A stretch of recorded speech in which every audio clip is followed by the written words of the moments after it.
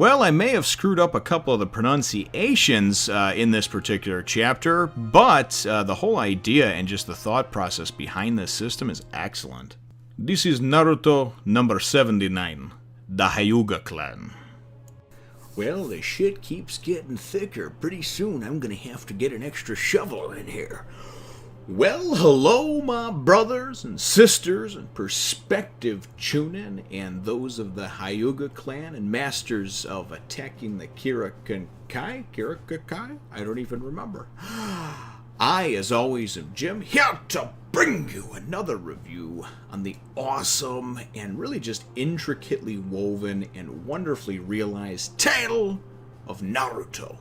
Now, our last chapter, of course, saw us with the two Hyuga Clan fighting off against one another, or facing off against one another, and Neji, for the most part, just spent the chapter talking a lot of shit and trying to mentally demoralize and bring Hinata down. Hinata just kind of stood there and took it all until the end of the chapter when Naruto spoke up and said, "Hey, the fuck," you know?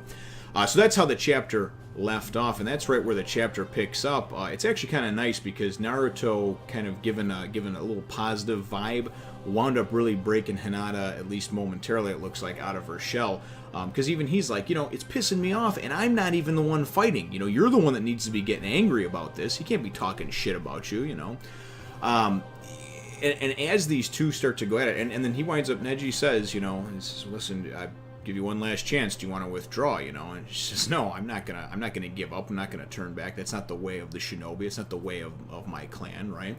And so it's nice. She's trying to step up to the occasion. So as this fight starts raging on between the two, and they're attacking, and this one lands a blow on this one, and this one lands a blow on that one, and it's all very wonderfully drawn and realized. We wind up getting some kind of talking from the sidelines, the peanut gallery, if you will. Lee and Kakashi and Naruto, of course, just asking questions about things. Even Sakura gets in on some of the stuff, but really just wanting to. They don't know a whole lot about them when they attack each other. Now, apparently, the Hyuga Clan, as far as taijutsu, they obviously the physical attacks and what have you.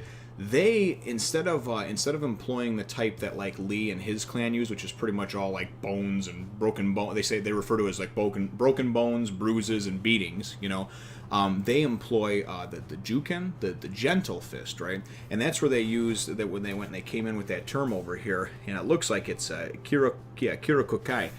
In the Kirakukai, they explain that when you use this gentle fist and whatnot, it's more or less like attacking pressure points on the body is the best way that I can describe it. The Kirakukai, though, there's 361 different pathways, I guess, with endpoints throughout the body, almost like your circulatory system. They wind up showing a nice picture of it and how it all works. And pretty much the Hyuga Clan, they can go and through using that Byakugan power, they can actually go and see that network of these. And what happens is chakra flows through that network of it. So it's almost, think of it as like veins, but instead of it carrying blood from your heart to the extremities of your body to give you that motion, to give you all that, to keep you warm, all that other stuff, it carries your chakra, your energy. And when you're actually attacking someone else, like when you're fighting somebody from this Hyuga Clan, the type of gentle fist or juken that they employ is very much like pressure point type of thing, oriented. They're looking for the weak points in your body and attacking them. And when they attack you, they're actually letting chakra flow from their fingertips to the point where they hit to actually go and kind of invade your body and then fuck up and mess with your the Kirakukai. Kirakukai. I get the name confused a little bit, so it's a big, long, a lot of K's, a lot of vowels. Man, it looks like a Jeopardy nightmare or a Wheel of Fortune nightmare. But anyway, the point being to it is, like I said, it very much seems like it's pressure point, pressure point activated type of things. So they're attacking specific spots on your body to obviously try and go and throw you off balance. And the more that this system gets damaged and takes damage, this network and series of these pathways go all around your various, vital organs. So you can actually damage somebody's heart, liver, lungs, whatever, right? I'm assuming anyway, and that's the best way that I can kind of try to wrap it up and explain it in layman's terms for what I understand. Now, you're welcome to leave in the comments down below if you have a better explanation for it, or if of course I misunderstood or missed something. Most of this I'm just trying to pick up as I go along. I just think it's a pretty cool, pretty neat way of fighting as somebody who has been in the martial arts, or who had been years past, and wound up learning a fair amount about the martial arts. And there is ones out there in several specific sects that are basically, and not sects like S-E-X, I mean sects like sections, S-E-C-T.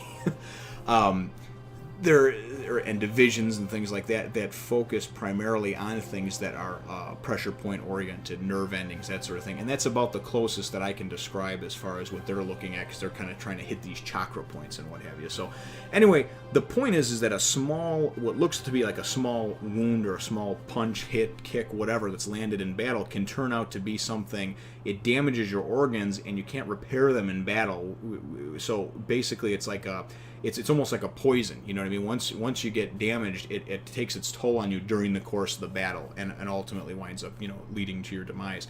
Now, as the battle winds up raging on, Neji over here takes no prisoners and has no feelings whatsoever, as far as no inhibitions about going and taking out somebody else in his clan. Like I said, he got a chip on his shoulder, and dude want to go and take Hinata down, right? So he goes and starts beating her ass all over the floor, and even though she's, trying to counter and attack, she's getting jacked up, right? Anyway, and then they talk about along the Kirakukai that we spoke of earlier, there are 361 chakra points, no larger than the prick of a pin. And these particular nodes are called Tenketsu. And basically, the way it works out is the way that Tenketsu... What they're trying to explain is that Neji's actually going after and trying to take out these points, and they're saying it's hard enough to go and do damage to like the chakra lines themselves, but to actually go and be able to not only, he says with the Sharingan, Kakashi's explaining this, and he goes, with the Sharingan, I can't even see these things, okay?